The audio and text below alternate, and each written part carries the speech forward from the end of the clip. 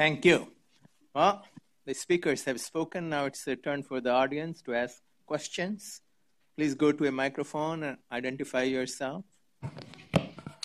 Thank you to the panel.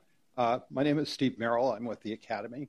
And as Francis suggests, the MAC is an intriguing example of generating expert advice for the government. It's particularly intriguing to me because it operates a lot like this institution, the National Academy of Sciences. The government asks a question of experts. It has no control over their selection.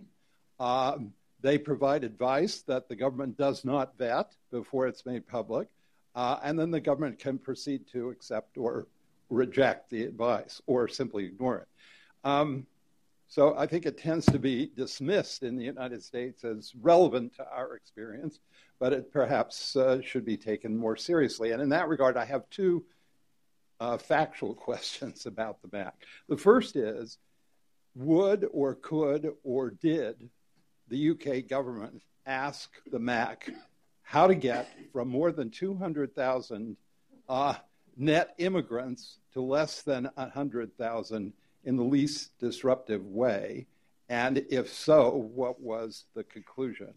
And the second is, how does the MAC, you said that the MAC takes into account whether there are alternatives to immigration to meet skills shortages. And I'm wondering how the MAC thinks about that, since the time scales for admitting an immigrant and the time scale for reskilling or retooling a workforce are enormously different. And does that analysis extend beyond the immediate need to considerations like what would immigration do to the desire or the attractiveness of preparing for a job in a particular field on the part of native citizens?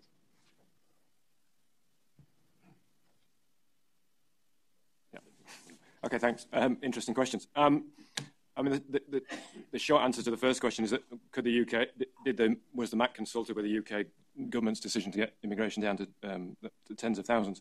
The short answer is no, it wasn't consulted. But the more convoluted answer is that it actually was partially, because one of the things that we were asked to do is what was what could be the role in skilled work permits be in contributing towards that target. So basically, if we were to go from 200,000 to 100,000, how far would you have to, or could you reduce the work permit quotas in order to try and achieve that? And so we took a view on that, and the government accepted our recommendations that if you did it on some sort of the underlying economics was it in terms of net fiscal contribution to UK GDP, skilled workers were contributing more than other elements, arguably.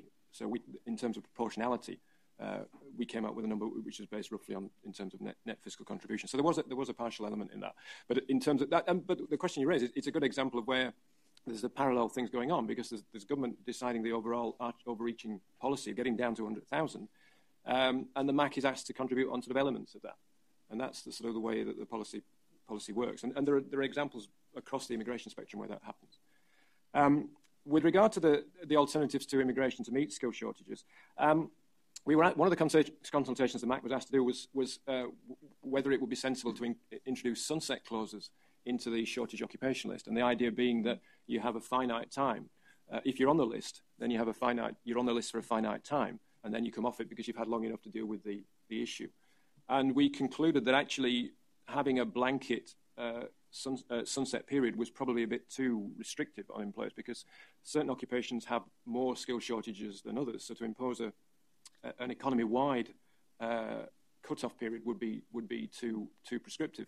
But what employers do have to do now is, if they've been on the list for I can't remember X number of years, they have to now explicitly submit information that says they have tried to do something about immigration, about skill shortages other than through immigration, but for whatever reason, it's not happening.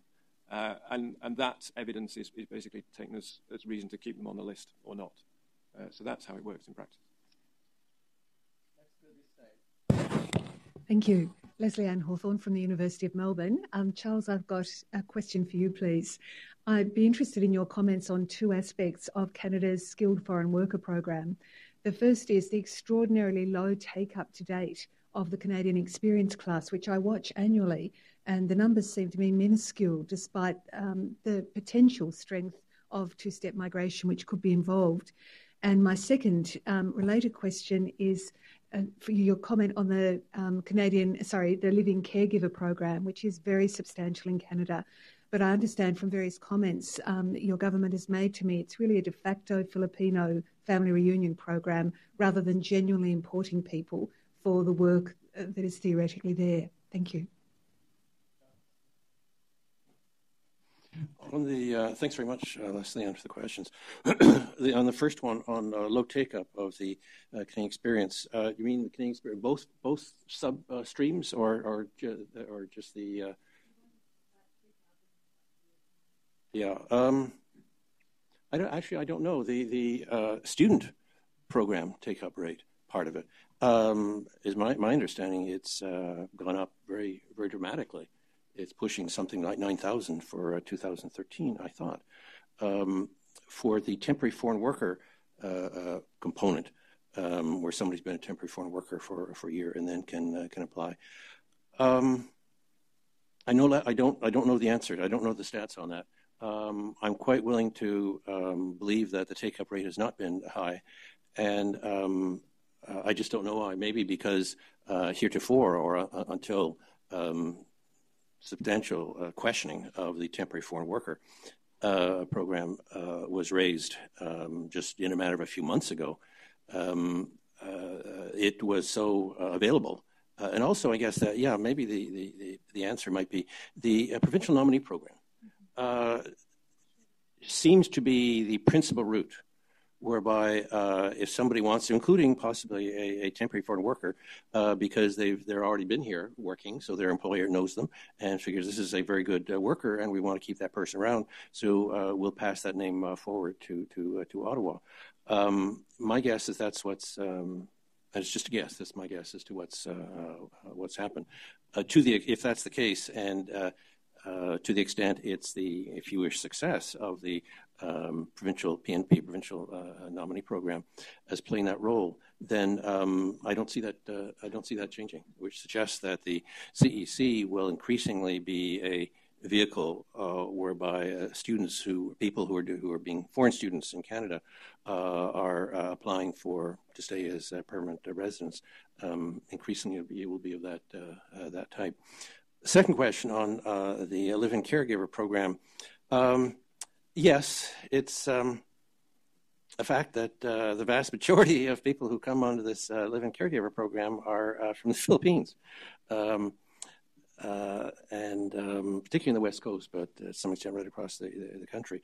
And it's also the case that a lot of people who are brought in are related to ones who are already here, either because they know the system, or I have heard, this is just a rumor, but it's quoted in the Toronto Globe Mail, which is our equivalent of the New York Times, to the extent that it's an official newspaper, that there are a number of cases where the Living Caregiver program is becoming a family unification program for people from the Philippines. I don't know the stats on that, but yes, I have heard that story. Whether the government's doing anything about that, I don't know. I'm sure they read the same story I did. As to my comment on the Living Caregiver program, I suspect that it will change over, and there's nothing wrong for this, maybe it's for the better, over the next 20 years to being largely a program for people who can afford it, to have some lady from the Philippines help out around the house and take care of the kids, to a program helping out around the house and taking care of elderly people who want to live at home. And since it's much more cost effective for them to live at home as opposed to long-term care in a facility, I think the governments would be very sympathetic to that. So I could see that transitioning to a program to serve that purpose.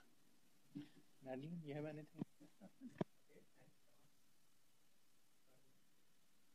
Matt Graham from the Bipartisan Policy Center. this question could really be for any of the panelists, whoever feels the most inspired. What is one thing that the U.S. looking toward immigration reform could really learn from one of these foreign immigration systems? And then what's one thing that they've done in one of those systems that could provide a cautionary tale for U.S. reform efforts?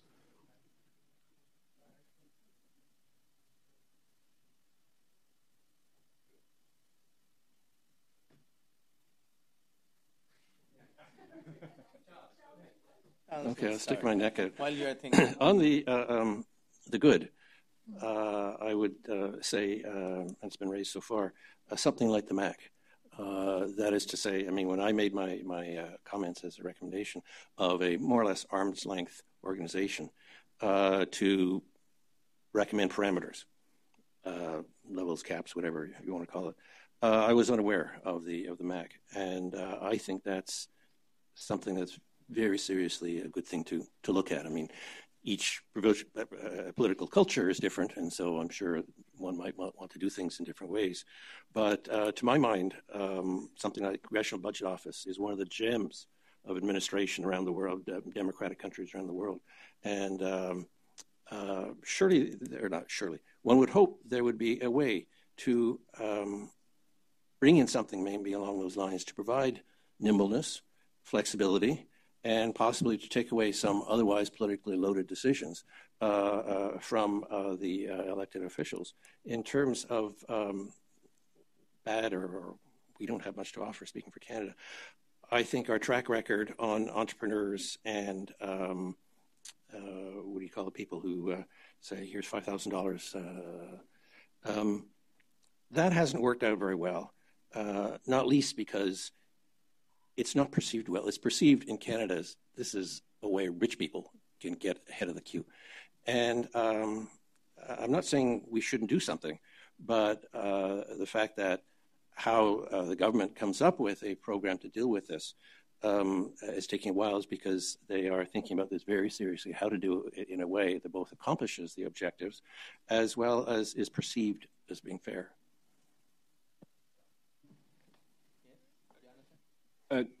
Seeing as Charles raised the MAC, can I just sort of compliment what he said? And I think the key thing about it's certainly true that one of the main achievements of the MAC has been its independence, the introduction of an independent, or what's perceived to be an independent and respected view into the policy debate has been important. But it's also the other important thing is getting acceptance of that, because it's one thing to produce an independent report, but it's another thing to get that accepted within the sort of by all the sort of parties concerned. And that's the sort of interesting thing that how it's just evolved in the UK. It's basically through an issue of osmosis, if anything else, that it's as the MAC has become sort of as people become aware of the existence of the MAC, it's almost sort of the media and all the parties have just sort of look to the MAC as sort of the independent view, and it's almost become integrated into the process just by its very existence, its continued existence. But I think that's important. Is the acceptance is you need that as well as the independence. And the other, you asked a question about what not to do. Don't set arbitrary targets of which you've got no control over. I mean. Okay, so now I've had a chance to think. I think that one thing that we in the States definitely don't ever want to do is, in light of the fact that we're not as nimble and never can be, given our system in these other countries, we don't want to put anything in a statute that will lock us in for 100 years, to our dismay. We have to be, thus, when we write whatever comprehensive immigration reform turns out to be, we have to be super careful that we don't put anything bad in there that we will regret quickly, or that we will not be able to, or for which we do not have an instrument built into the legislation that permits us to change it in an easy manner. So I think that's a lesson that we learn, or rather something we should keep in mind. We see these other countries do all these programs, and they look very nice, and we might try to copy part of it, but then we're stuck with it, because then they are able to change very quickly, and we aren't. So we have to be very careful. With respect to things that, things we could learn, I guess I would ask the question I want to answer is, what do I want to learn? What am I looking for when I look at what these other countries do? And innumerable things come to mind. One very interesting subject nowadays is the question of startups. And all of the countries that we've been talking about today have had differing experiences with investor visas or startup visas of some sort with differing levels of success, and we're all still kind of stumbling and trying to figure out entrepreneurial visas, things like that. I'm watching all of what and my colleagues are watching, how these other countries are doing it, because I know that inevitably we will have to do that too, or we should do that, and we need to do it right. But we need to see what successes these other countries have, and perhaps copy or take what the best parts of that. Other fields where I think we stand to learn a lot. The general issue of how you protect native workers while at the same time responding to the market needs of U.S. employers. It's an eternal question. We have a very complicated way of doing that now, but maybe there are more efficient ways of doing it that other countries have pulled off, but without in any way diminishing the level of protection for American workers that we currently have. Those are the things that I generally look at and want to learn from when I look at what these other countries do. Okay, it's getting late, so let's have the last question. Go ahead. Thank you. I'm Pia Renyes with the Federal Reserve Bank of Dallas. My question is for Jonathan. I found it striking that the UK government's position on immigration has changed so dramatically. I mean, I remember we visited there with MPI, was that 10 years ago, and they were so pro-immigrant, and they couldn't get enough immigration. And now they seem to have completely changed that view. So I'm just really curious what, in your opinion, accounts for this dramatic turnaround? Well, there was a change of government. I think, to be fair, I think the position is the UK position. It's not openly hostile, and there are, within government there are people who are more pro and more anti, as there are in any other economy. Because there is this political dimension to it that immigration is perceived to be an issue, and therefore the politicians feel that they have to act on it. Yet at the same time, it's a recognition that, as far as students are concerned, it's a huge, revenue raiser as regards the UK, and as it regards most employers would like to recruit what they see as the best from wherever they can get it. So I think it would be unfair to say that the UK has radically shifted its position so that it's anti-immigration. I think some of the rhetoric is aimed at not necessarily a different audience. I think that would be my take on it. That it's a shift in emphasis rather than a real fundamental shift in policy. Because as they found out, they actually can't shift the policy in the direction that they wanted. And I think once they realised that, I think there's been more an element of pragmatism. So that that in certain quarters the rhetoric is maintained, while in reality the practice of policy is trying to make sure that the UK economy is not damaged by policies that are seen as restrictive, and that's how it works. So as ever, there's compromises, but that would be my take. I don't think there's been a radical shift. It's just that the perception is portrayed as that rather than anything else than that. Okay. Well, I'll close this session now by thanking all the speakers first. Let's thank them once again. So thanks all the audience for participation in the questions and answers. So let's thank yourself. So for more answers to the next to last question, what can we learn from other countries? Please come back tomorrow.